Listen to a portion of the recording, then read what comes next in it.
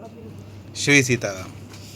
आज हम श्रीमद् भगवद गीता के पहले अध्याय के 7, 8, 9 श्लोक का विस्तृत वर्णन करने का प्रयास करेंगे।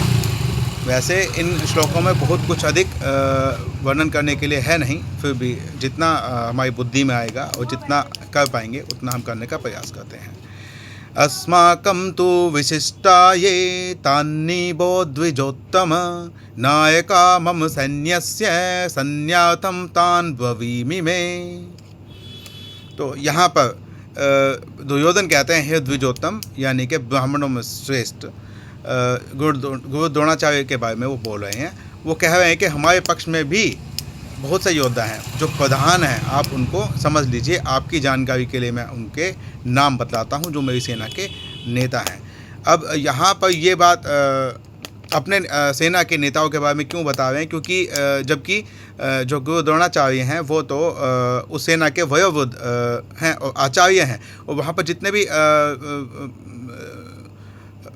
योद्धा युद्ध में दुर्योधन के पक्ष में हैं, लगभग सभी को जो प्रशिक्षण देने वाले हैं, लगभग सभी को, कुछ को छोड़कर प्रशिक्षण देने वाले द्रोणाचार्य जी ही हैं। तो वो सबको जानते ही हैं, लेकिन फिर भी दुर्योधन उनको इसलिए बता रहा है क्योंकि अभी उसने दूसरी सेना के जो योद्धा थे उनके बारे में बताया था। तो अब यहाँ पर वो अपनी सेना के योद्धाओं के बारे में इसलिए बता रहा है ताकि द्रोणाचार्य को, मतलब दुर्योधन के मत में द्रोणाचार्य को ऐसा ना लगे कि हमारी सेना में तो कोई है ही नहीं और वहाँ पर बहुत बड़े बड़े वीर हैं। तो जैसे कि हम किसी समस्या का जब हम सामना करते हैं तो पक्ष और विपक्ष जो होता है दोनों को जानते हैं। तो विपक्ष को हम जान चुके थे, दुर्योधन बता चुका था, अब अपने पक्ष के बारे में दुर्योधन बता रहा है। ये एक कूटनीति है। भवान् भीष्मश्च कर्णश्च कृपश्च समिति जन्नयः अश्वत्थामा विकर्णश्च सोमदत्तिस्तथैव च। तो दुर्योधन यहाँ पर बताते हैं भवान मतलब आप, द्रोणाचार्य जी आप, और भीष्म, उसके अतिरिक्त कर्ण, कृपाचार्य, समितिजन्य, अश्वत्थामा, विकर्ण और सोमदत्त का पुत्र भूरिश्रवा, जो इस युद्ध में हमारे पक्ष में लड़ रहे हैं और ये महान योद्धा हैं, ऐसा भूमिका द्रोणाचार्य के सामने दुर्योधन बना रहे हैं। अन्ये च बहवः शूरा,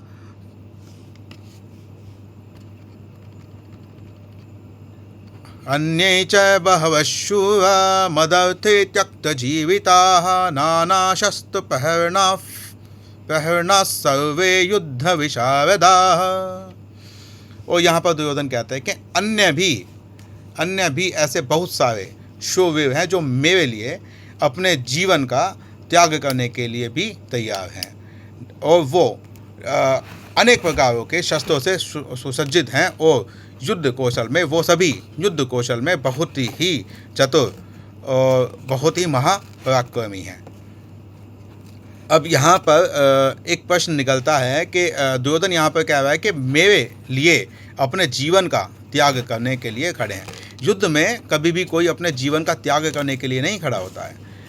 युद्ध में हमेशा युद्ध में क्षत्रिय जो होता है वो दूसरों के प्राण लेने के लिए खड़ा होता है, ना कि अपने प्राणों का बलिदान करने के लिए। फिर अगर ऐसा है तो दुर्योधन ऐसा क्यों कह रहे हैं?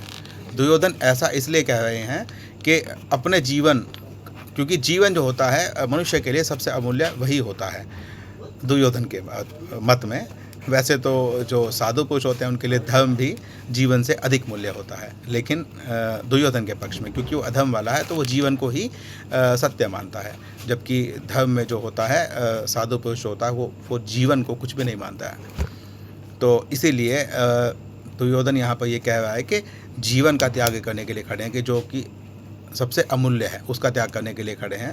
तो इस मत में ये आता है कि जो कभी ऐसी मान लो परिस्थिति आती है कि जब अपने से बहुत अधिक बलवान सेना के साथ युद्ध हो, तो वहाँ पर भी क्षत्रिय जो होता है वो अपने स्वधर्म से पीछे नहीं हटता, युद्ध से पीछे नहीं हटता है। इसीलिए वहाँ पर अगर उसकी जान भी चली जाए तो उस युद्ध को लड़ते लड़ते तो भी वहाँ पीछे नहीं हटेंगे। इसीलिए दुर्योधन ने यहाँ पर कहा, नहीं तो जीवन का त्याग करके कोई भी किसके लिए कैसे खड़ा हो सकता है। तो यहाँ पर ये हम इसका लेके चलेंगे। और युद्ध में सभी को बहुत ही अत्यधिक चतुर और कौशल बताया गया है, लेकिन फिर भी यहाँ पर दुर्योधन के पास कोई भी ऐसा शूरवीर नहीं है जिसको वो ये कह सके कि वो अर्जुन या भीम के समान योद्धा है।